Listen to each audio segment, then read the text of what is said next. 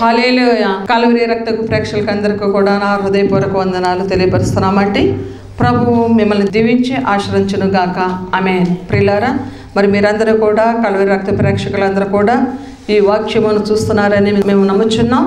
ఈ కల్వరి రక్తము టైటిల్ ద్వారా మరి ప్రతి మంగళవారము సాయంత్రం 7 గంటలకు మరి ఈ వాక్యము మోక్ష మార్గము ద్వారా తెలియపరచడం జరుగుతున్నది. మరి మీరందరూ కూడా ఈ మోక్ష మార్గములో వస్తున్న కల్వరి రక్తము టైటిల్ ద్వారా ఈ వాక్యం మీరందరూ కూడా వింటున్నారు. అనేక మంది ఫోన్ కాల్స్ చేస్తున్నారు. ఫోన్ కాల్స్ చేసి ప్రార్థన అవసరతలు తెలియపరుస్తున్నారు. మరి ప్రార్థన ద్వారా మేము ఈ సహాయం పొందుకున్నామండి, దేవుడి కార్యం చేస్తారని మళ్ళీ తెలియపరుస్తున్నారు.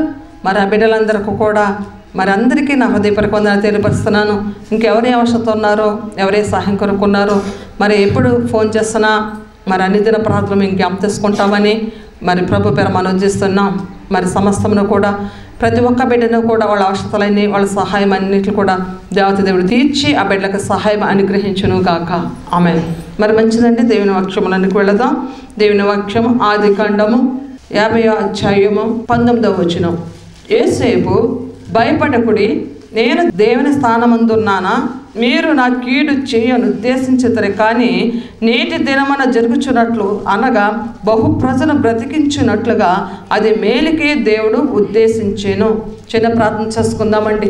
పరిశుద్ధుడైన తండ్రి, సహాయకుడైన దేవ, సకల ఆశ్రదలకు కానభూతుడైన మా ప్రియపరులకు తండ్రి, రాజా, రక్షకుడ, సర్వోన్నతుడ, సర్వశక్తి గల దేవ, చదవబడిన వాక్యం ద్వారా మీరు మాతో అందరితో మీరు మాట్లాడండి. పరమ బోధ కూడా మీరు బోధించండి. మీరు బోధిస్తే సమస్తం అర్థమవుతుందయ్యా. మీ సిలుసాటి నన్ను మెరుగు చేసుకోండి. మీరు ప్రత్యక్షపడండి.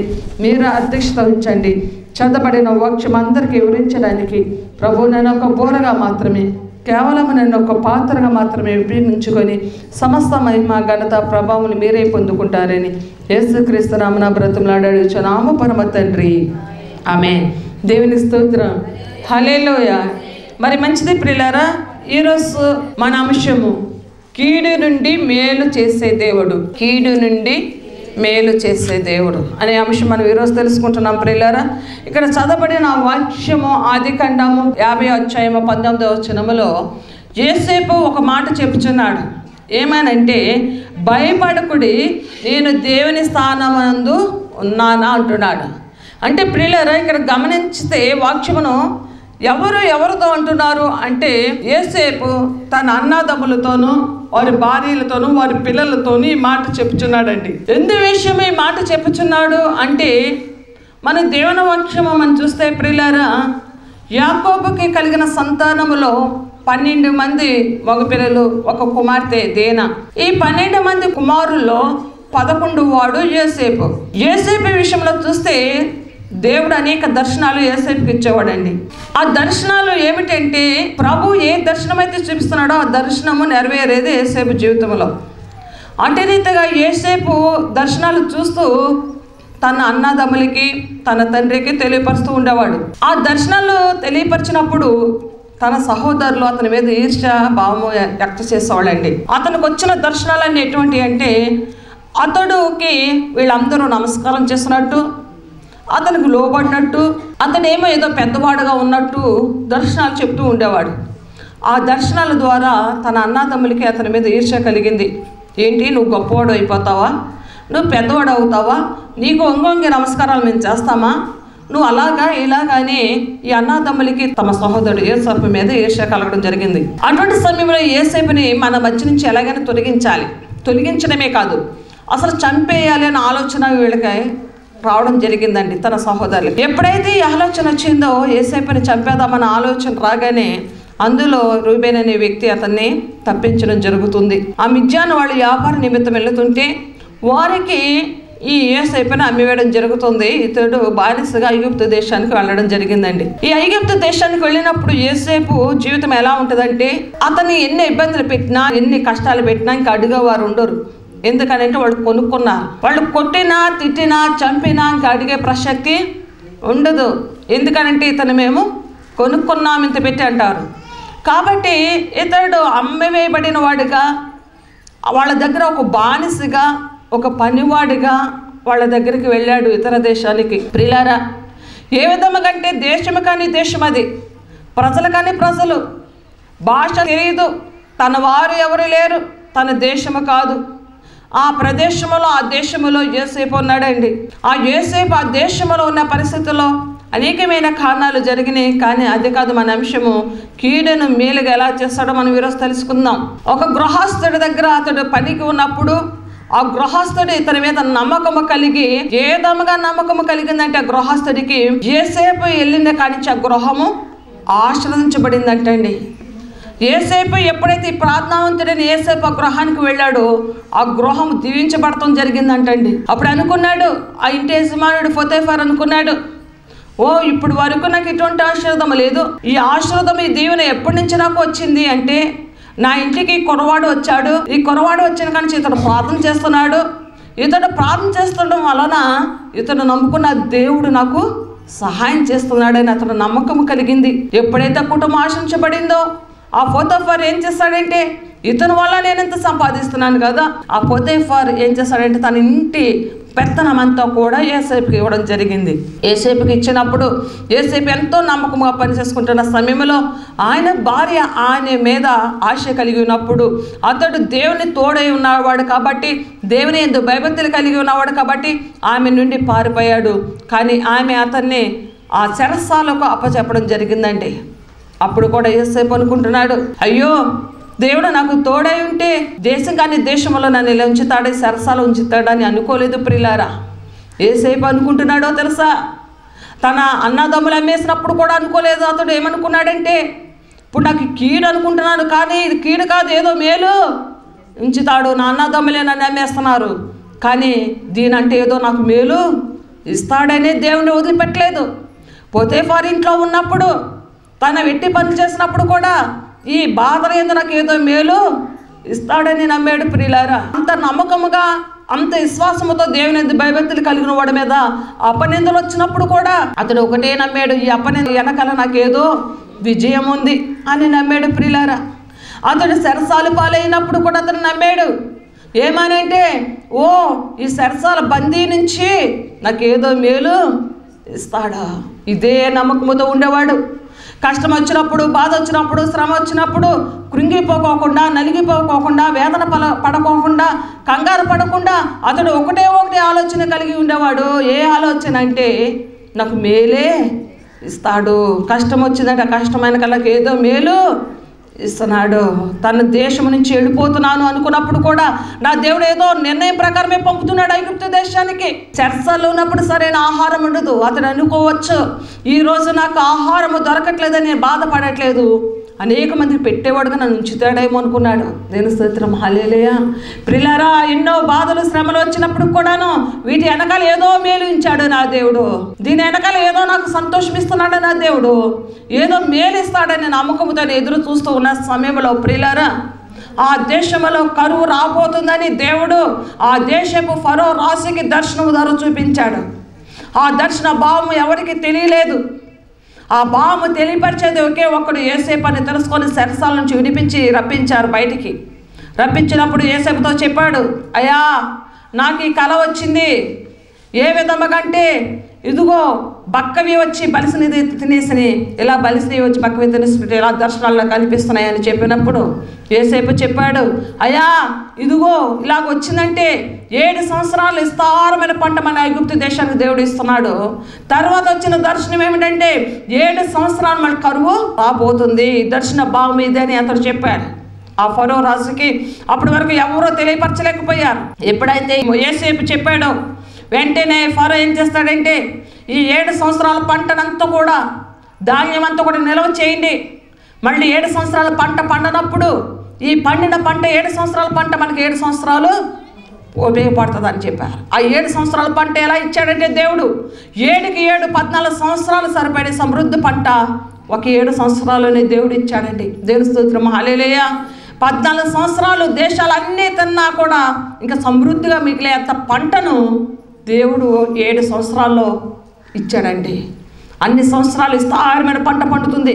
ప్రతి సంవత్సరం ఒక 50 బస్తాలు పండుతుంటే ఆ సంవత్సరం 10కి 100, 50కి 50 డబ్బులు పండుతూ మొదలుపెట్టింది. 7 సంవత్సరాలు అలాగే పండింది పంట అంతా కూడా. ఆ ధాన్యం నిల్వ చేయలేకపోయారంటండి. ఎన్నో గిడ్డంకులు కట్టారు, ఎన్నో కట్టారు, ఎన్ని గోడౌన్స్లు కట్టారు, కట్టేసి ధాన్యం నిల్వ చేసే కొలదు విస్తారమైన పంట 7 సంవత్సరాలు దేవుడు ఇచ్చాడు. తర్వాత 7 సంవత్సరాలకి కరువు రావడం మొదలుపెట్టిందండి. సమస్త దేశాల వరకు కరువు వస్తుంది. చుట్టుపక్కల దేశాలన్నీ కూడా కరువు వచ్చినాయి. కానీ ఐగుప్తు దేశంలో మాత్రము ధాన్యం ఉంది. దేవుని స్తోత్రం, హల్లెలూయా.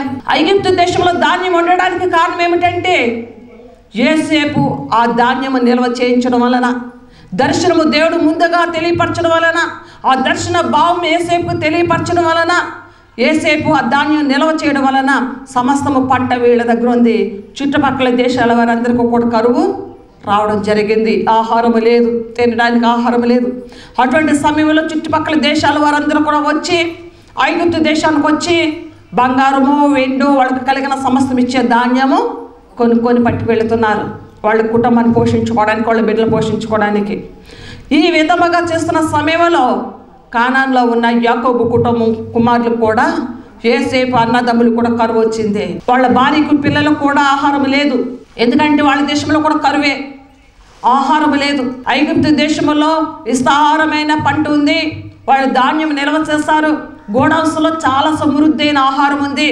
మనకు కలిగిన ధనము తీసుకువెళ్ళి ఆహారము కొనుక్కొని తీసుకురావాలి, మన భార్యలు మన పిల్లల్ని పోషించుకోవాలని ఈ యోసేపు అన్నదమ్ములు కలిసి అక్కడికి వెళ్ళడం జరిగింది. తన అన్నలు వెళ్ళారు, తన 10 మంది అన్నలు వెళ్ళారు అక్కడికి. బెన్యామీను తప్పించి తన 10 మంది అన్నలు యోసేపు దగ్గరికి వెళ్ళారు. కానీ యోసేపు చిన్నప్పుడే అమ్మబడడం వలన యోసేపు పెద్దవాడు అయిన తర్వాత వాళ్ళు గుర్తుపట్టలేకపోయారు. కానీ యోసేపుకు తెలిసింది తన అన్నలు తన దగ్గరకు వచ్చారని, ఆహారం కొరకు తన అన్నలు తన దగ్గరకు వచ్చారని తెలిసి యోసేపు ఏం చేస్తాడంటే తన అన్నలతో ఎంతగానో మర్యాదగా మాట్లాడి వాళ్ళకి కావాల్సిన ఆహారం అందించాడు. కొన్ని కారణాల చేత తన తమ్ముడిని కూడా పిలిపించాడు. తర్వాత తన తండ్రిని కూడా రప్పించాడు. తర్వాత కొన్ని కారణాల ద్వారా తెలియపరిచి, ఇదిగో నేను మీ తమ్ముడిని యోసేపునని తెలియపరిచి వాళ్ళ ఐగుప్తు దేశానికి రప్పించాడండి. ఫరో రాజుకు తెలియపరిచి, ఎందుకనంటే నాయనా వృద్ధుడు నా తండ్రి అయిపోయాడు, ఇదిగో నా అన్నదమ్ములు ఉన్నారు, వాళ్ళ భార్యలు ఉన్నారు, వాళ్ళ పిల్లలు ఉన్నారు, వాళ్ళందరినీ పోషించాలి.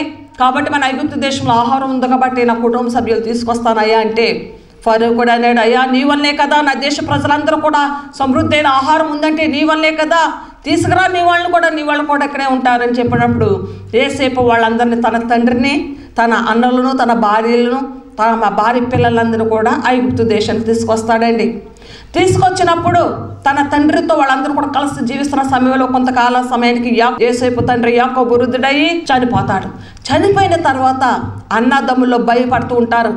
ఏమనంటే మనం యోసేపుకి ఎంతో కీడు చేసాం, అతను అమ్మేసాము, అతను చంపేయాలని కూడా చూసాం, అటువంటి వాడు ఈ దేశానికి వచ్చాడు, ఈరోజు ఉన్నత స్థానంలో ఉన్నాడు, రాజు తర్వాత రాజుగా మన తమ్ముడు ఉన్నాడు, ఇప్పటి వరకు మనల్ని పెంచి పోషించాడంటే మన వృద్ధుడైన తండ్రి బాధపడతాడని, ఆ తండ్రి వలన మనం ఇప్పటి వరకు మనల్ని ప్రేమగా చూశాడు, ఇప్పుడు వరకు మనకు ఆహారం పెట్టాడు, ఇంక ఇప్పుడు మన తండ్రి కూడా చనిపోయాడు కాబట్టి మనకి ఇంకా ఆహారం పెట్టడు, ఆహారం పెడతమే కాదు కానీ మన సరసాలు వేసేస్తాడు, ఇంకా ఇప్పుడు అసలు కక్ష తీర్చుకుంటాడు. ఇప్పుడు వరకు మన తండ్రి ఉండడం వలన ఆలోచించాడు, ఉన్న గోడు కూడా పోయింది, ఉన్న దిక్కు కూడా మనకు పోయింది, ఇంకా మన తండ్రి లేడు కాబట్టి ఇంకా యోసేపు మనల్ని ఏం చేస్తాడు, జైలు వేసేస్తాడు. ఎందుకు, మనం చంపాలని చూసాం, మనం ఎంతో కీడు అతను చేయాలని చూసాం, ఆ కీడు ఫలితంగా ఇప్పుడు మన పని అయిపోయిందని ఇంకా అన్నదమ్ములు ఏం చేస్తారంటే భయపడుతున్నారు, ఏడుస్తున్నారు, కంగారు పడిపోతున్నారు, దుఃఖపడుతున్నారు.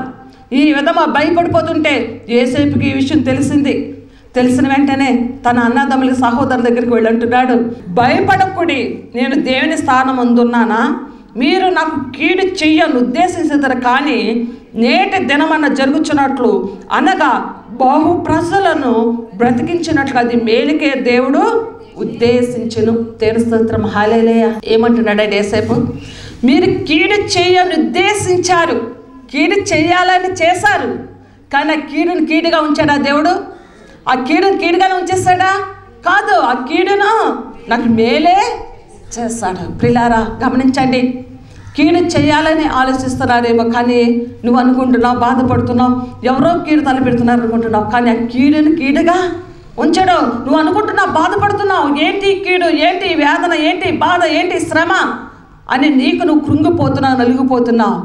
ఎటువంటి కీడైనా, కష్టమైన, నిందైనా, అవమానమైన, అపనిందైనా నువ్వు భయపడబాకు సహోదరి, సహోదరుడా. దాని వెనకాల ఏదో మేలుంచుతాడు దేవుడు, యోసేపు అదే నమ్మాడు. నేను నమ్మిన దేవుడు నాకు తోడైన దేవుడు నన్ను విడిచిపెట్టడు అని నమ్మాడు ప్రియులారా. ఎందుకో తెలుసా?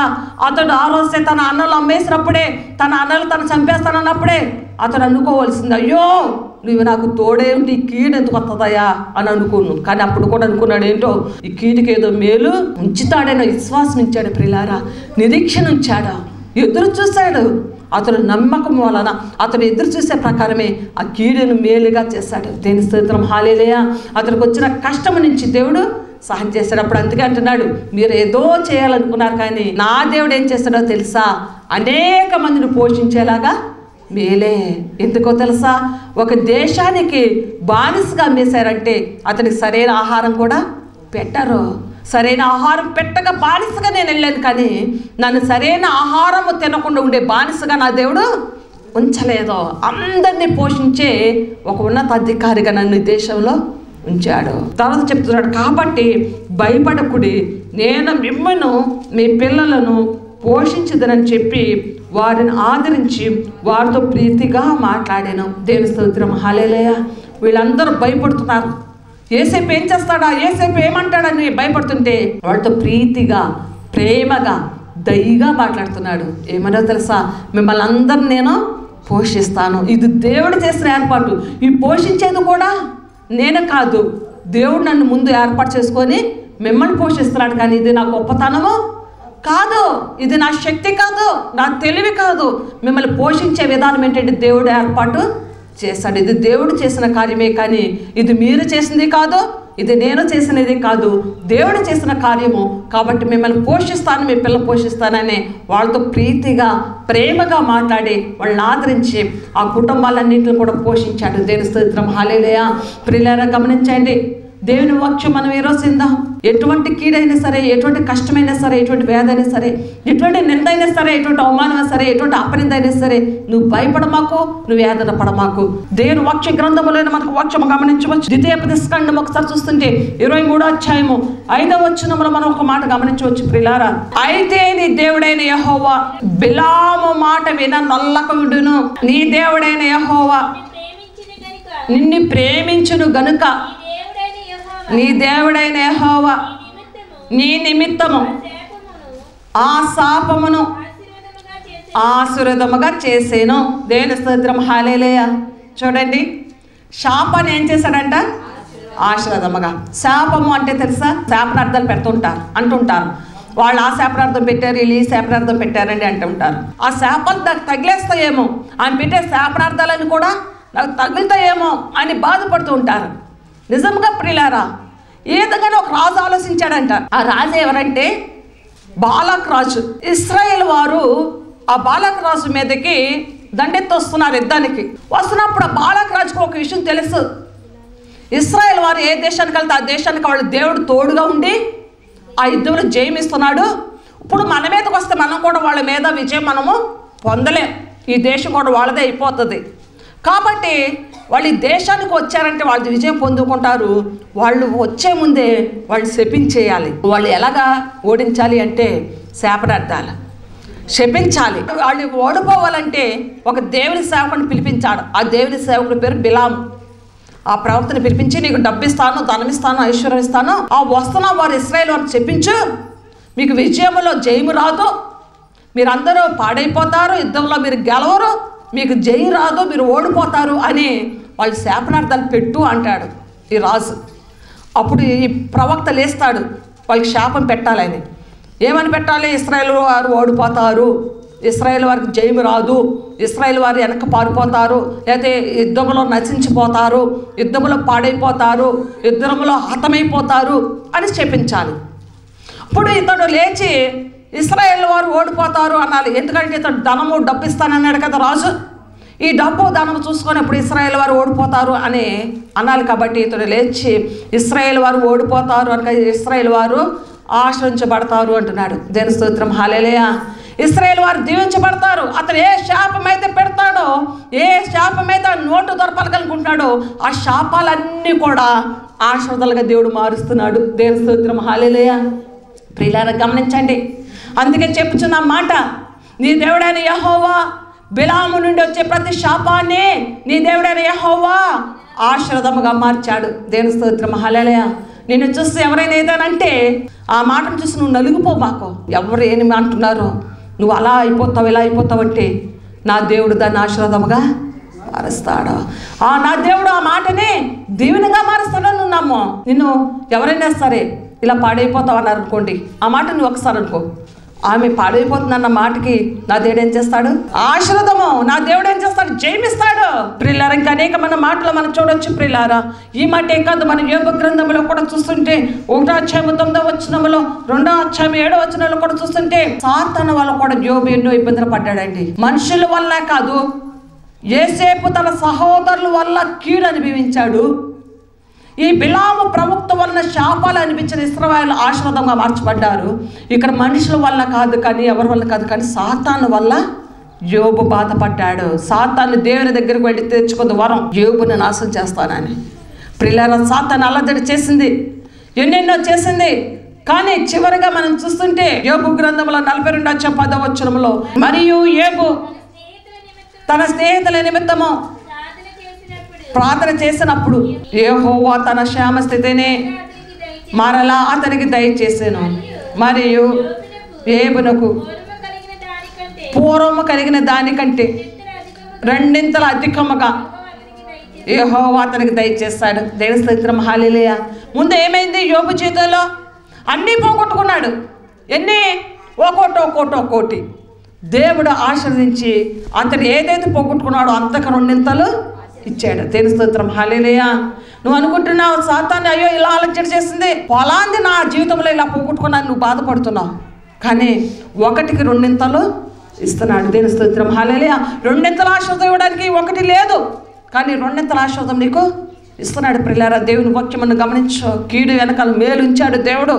నువ్వేదో పోగొట్టుకున్నానని నువ్వేదో భయపడమాకు. నీ జీవితంలో ఏదైతే పోగొట్టుకున్నావో, ఏదైతే నష్టపోయావో, ఏదైతే పొందకుండా నువ్వు దూరంగా ఉన్నావో అది 2 ఆశీర్వాదం దేవుడు ఇస్తున్నాడు. దేవుని స్తోత్రం, హల్లెలూయా. అనేక విషయాలు మన దేవుని గ్రంథంలో మనం చూడొచ్చు ప్రియులారా. అనేక మంది అనేక భక్తి పట్ల విషయంలో మనం చూడొచ్చు. వాళ్ళు పోగొట్టుకున్న దానికి 2 ఆశీర్వాదం పొందుకున్నారు. హిజ్కియా రాజు గురించి కూడా మనం చూడొచ్చు. వ్యాధిగ్రస్తుడయ్యాడు. ప్రియులారా, 2వ రాజుల గ్రంథం 20వ అధ్యాయం 1వ వచనంలో చూస్తుంటే హిజ్కియా రాజు వ్యాధితో బాధపడుతున్నాడు. ఆ దినములో హిజ్కియాకు మరణకరమైన రోగము కలుగగా, దేవుని స్తోత్రం, హల్లెలూయా. మరణకరమైనది అంటే మరణం అయ్యపోయే రోగము హిజ్కియా రాజుకి వచ్చిందండి. ఏమంటే హిజ్కియా రాజుకి డబ్బు లేదా, ధనము లేదా? అతను దేశాన్ని పరిపాలించేవాడండి. యెరూషలేము దేశాన్ని పరిపాలించే రాజుకే వ్యాధి వచ్చిందంట. ఆ వ్యాధి వచ్చినప్పుడు అతనికి డబ్బు కొత్తవా, ధనం తక్కువ, అసలు వైద్యులు కూడా తక్కువ ఉంటారండి. ఎందుకో తెలుసా? రాజుకు వ్యాధి వచ్చింది కాబట్టి ఈ రాజు వ్యాధి నయం చేస్తే రాజ్యంలో సగభాగం ఇచ్చేస్తాడు. ఎందుకు? మరణకరం వ్యాధి. ఇంక నేను ఎలాగో మరణించేవాడు నన్ను బ్రతికించాడు కాబట్టి ఈ దేశాన్ని సగభాగము వైద్యులకు ఇచ్చేస్తానంటాడు. అటువంటి డబ్బు ధనం ఎంతో ఖర్చు పెట్టి ఉండొచ్చు హిజ్కియా రాజుకి. డబ్బు ఉంది, ధనం ఉంది, ఆస్తి ఉంది, అంతస్తు ఉంది, పేరు ప్రతిష్టలు ఉన్నాయి. సమస్త వైద్యులు దేశంలో నలుమూలలో ఉన్న వైద్యులు వచ్చి వైద్యం చేస్తుండొచ్చు. కానీ అతనికి మరణకరమైన వ్యాధి తగ్గలేదు. ఆఖరికి దేవుడి నుండి కూడా వర్తమానం వచ్చేస్తుంది, ఇంకా నువ్వు మరణమైపోతావు, ఇంక నీళ్ళు చక్క పెట్టేసుకొని. అప్పుడు హిజ్కియా ప్రార్థన చేస్తాడు, అయ్యా ఈ వ్యాధి నుండి నన్ను తొలగించేవాడు నువ్వే. ఇదిగో నాకు ఇంకా ఆయుష్ లేదంటున్నావు, మళ్ళీ నాకు ఆయుష్ ఇచ్చేవాడు కూడా నీవే అని ప్రార్థన చేశాడు. ఎప్పుడైతే ప్రార్థన చేశాడో, ఎప్పుడైతే కన్నీరు కార్చాడో ప్రియులారా, దేవుడి నుండి వర్తమానం వచ్చింది. ఏమనో తెలుసా? మళ్ళీ నీకు ఆయుష్నిస్తున్నాను. దేవుని స్తోత్రం, హల్లెలూయా. కాబట్టి ప్రియులారా, ఎటువంటి వ్యాధి అయినా వ్యాధితో నువ్వు కృంగిపోక్కర్లేదు. ఎటువంటి బలహీనత అయినా, ఎటువంటి అస్వస్థ అయినా, డాక్టర్ల సహాయం కూడా వైద్యం లేదన్నా నువ్వు కంగారు పడక్కర్లేదు, భయపడక్కర్లేదు. ఆ వ్యాధి నుంచి తొలగించి మళ్ళీ ఆయుష్ ఇచ్చేవాడు ఆయనే. పూర్ణ బలము, పూర్ణ శక్తిని ఇచ్చేవాడు ఆయనే. సంపూర్ణమైన స్వస్థ ఇస్తాడు. ఎటువంటి అస్వస్థ అయినా కంగారు పడక్కర్లేదు, దేవుడు తప్పకుండా సహాయం అనుగ్రహిస్తాడు. అలాగే మనం చూడొచ్చు ప్రియులారా, దానియేలు కూడా మనం చూడొచ్చు. సింహాల బోన్లో పడవేస్తారు. ఆ దేశ ప్రజలందరూ కలిసి ఏకంగా కూడి ఆ దేశ ప్రజలందరూ దానియేలు సింహాల బోన్లో వేస్తారు. సింహాల బోన్లో దేవుడు ఉంచాడా? సింహాల బోన్ నుంచి తీసివేసి అతను మళ్ళీ బబులోని దేశానికి అందరికంటే పై అధికారిగా దేవుడు నియమించాడు. దేవుని స్తోత్రం, హల్లెలూయా. షడ్రకు, మేషకు, అబేద్నెగోల్ని అగ్ని గంధకములో పడవేశారు. అగ్ని గంధకం నుంచి దేవుడు తప్పించి అతని సంస్థానంలో పెద్ద ఉద్యోగస్తులుగా దేవుడు వాళ్ళని చేశాడు ప్రియులారా. ఇంకా అనేక మంది దేవుని వాక్యము దేవుని గ్రంథంలో మనం చూడొచ్చు. అసలు ఇన్ని విషయంలో మనం చూస్తుండే ప్రియులారా, దేవుని వాక్యం మనం గమనిస్తున్నాం. అయ్యో ఇన్ని కష్టాలు ఉన్నాయి, ఇన్ని బాధలు ఉన్నాయి, ఇన్ని శ్రమలు ఉన్నాయి, ఇన్ని వ్యాధులు ఉన్నాయి, అయ్యో నా దేవుడు నన్ను చూడట్లేదేమో అని అనుకుంటున్నావేమో ప్రియులారా. నీకు వచ్చిన బాధ అయినా, నీకు వచ్చిన శ్రమ అయినా, నీకు వచ్చిన కష్టమైనా సమస్తము దేవునికి తెలుసా? ఎందుకో తెలుసా? ఆయన కూడా మన వల్లే రక్తమాంసాలు కలిగిన వాడే ఈ లోకానికి వచ్చి ప్రతి శ్రమ కూడా ఆయన అనుభవించాడు, ప్రతి కష్టమైన అనుభవించాడు.